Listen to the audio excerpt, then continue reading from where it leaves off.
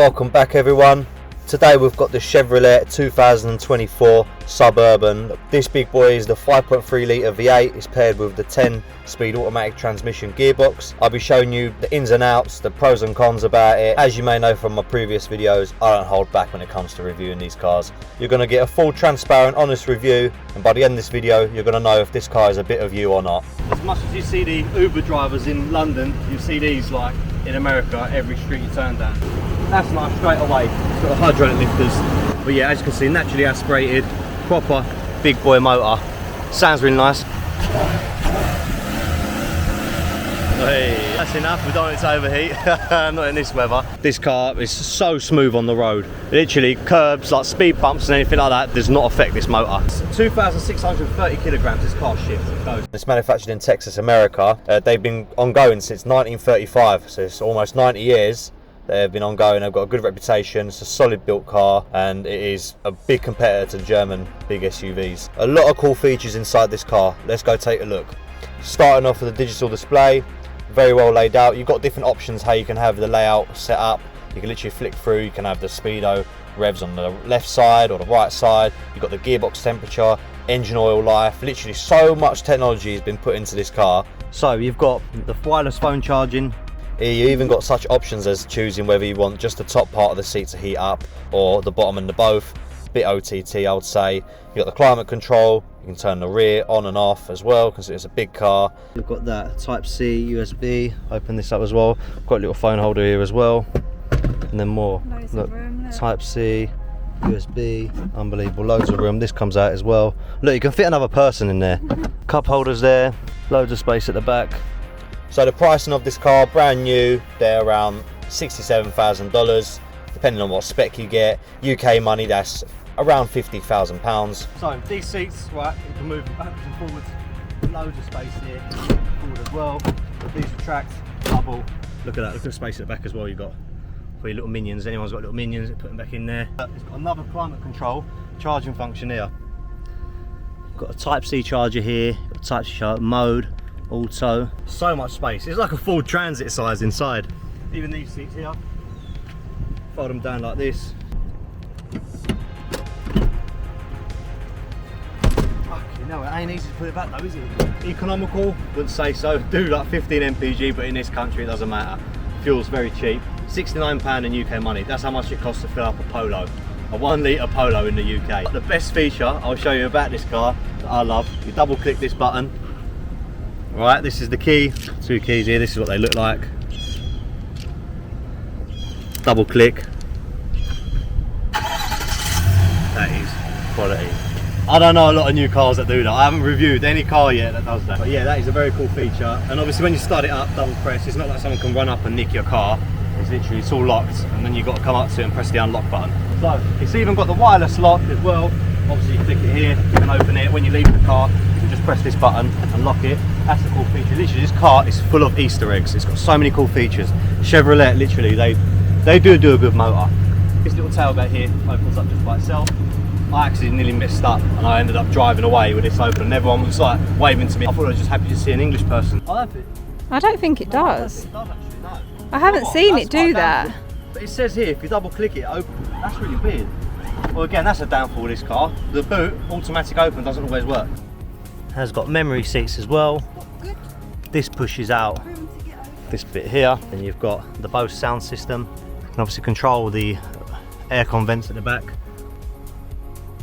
3 sets of lights going to the back. This is quite cool as well. Driving and the sun was coming in through here. You can just literally pull that out.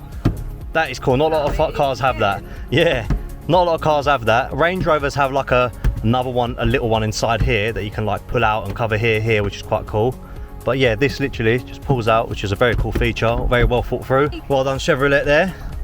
Speakers, no, that's a microphone, so when you're talking on the phone, it's connected to the Bluetooth. Again, talking about the multimedia, it did lag a few times, but that's because we had a dodgy cable. Now we switched to the USB-C, which with a new cable. Now I switched to the new cable, it's fine. To change gears, it is quite cool. So literally, you press drive, and that's how you change the gears.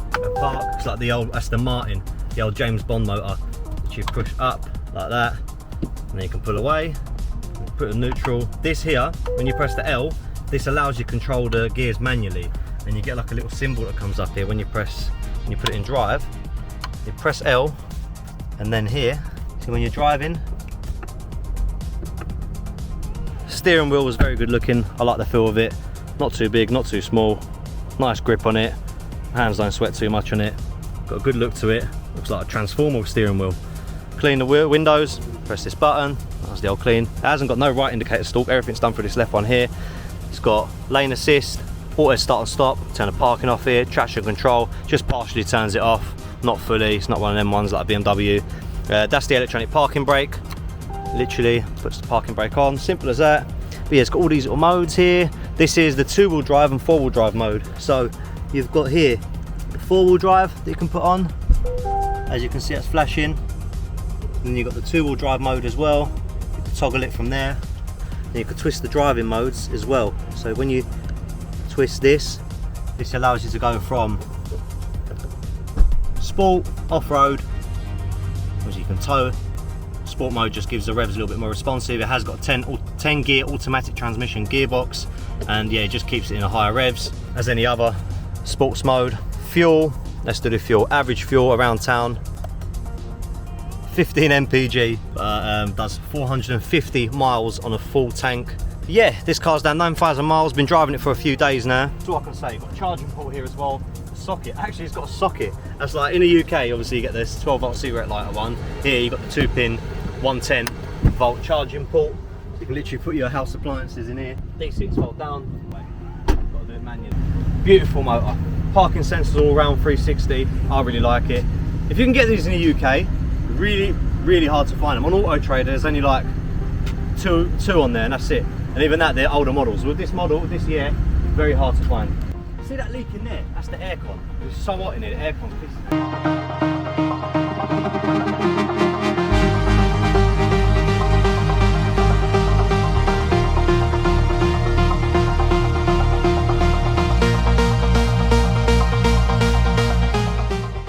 But yeah, very high up, got a good field of view, big wing mirrors, you can see a lot. Multimedia, very responsive.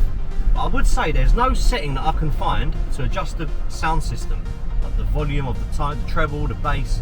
Literally, I've looked everywhere, I cannot find it. If anyone knows that there's a setting hidden somewhere in the menu, leave a comment down below. But yeah, Apple Play, very quick, responsive, doesn't lag, and it's just a pleasure to drive this car. So we're going to do a 0 to 60 in a minute. 0 to 60, right? 3, 2, 1, foot down. We're in sports mode as well.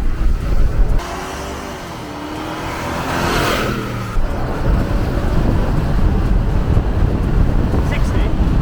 That was 9 seconds. 0 to 60 in 9 seconds. For 2,600 kg truck, I would say, yeah, that is not bad at all. Very good. This is limited to 112 miles per hour. I tried the top of speed, but it reaches 112 miles per hour. I'm sure if you take the limiter off, it'll be all right. Yeah, someone's programmed it to do that. I'm sure you can take it to the shop and take it off. And by the power and the gears, I would say this car will reach 130 miles per hour easy. Don't worry about the dog, there's a cone there. You're so lazy, jump over there. But look, it shows you how much space in there. You can just stand up and hop over. Yeah. Oh no! But the cool feature is, I've set my memory seat, so I press number 1 before I even get in, and see the seat goes into the correct memory seat position that I had before. To be honest, most cars have this, even the old cars in 2007 are high spec, but still, it's cool. See, it opens up. Take a resonator off, or the muffler, this thing sounds like a dragon. Absolutely, literally, a 5.3 V8, beautiful. Especially on a big, intimidating truck like this.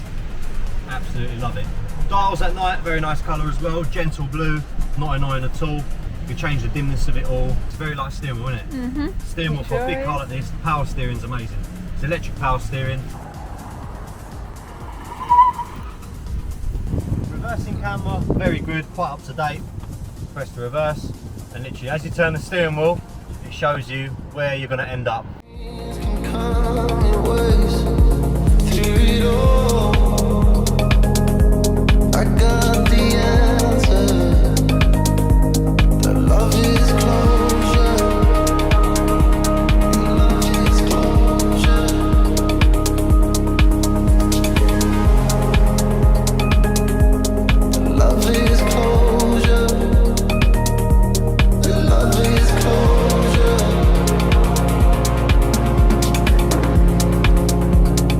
So in conclusion, I'll give this car an 8.5 out of 10 in its category. Solid built car. There are a few flimsy bits here and there that you saw. So that is it, guys. I hope you learned something from this review. If you want to see more videos like this, be sure to subscribe. Until next time.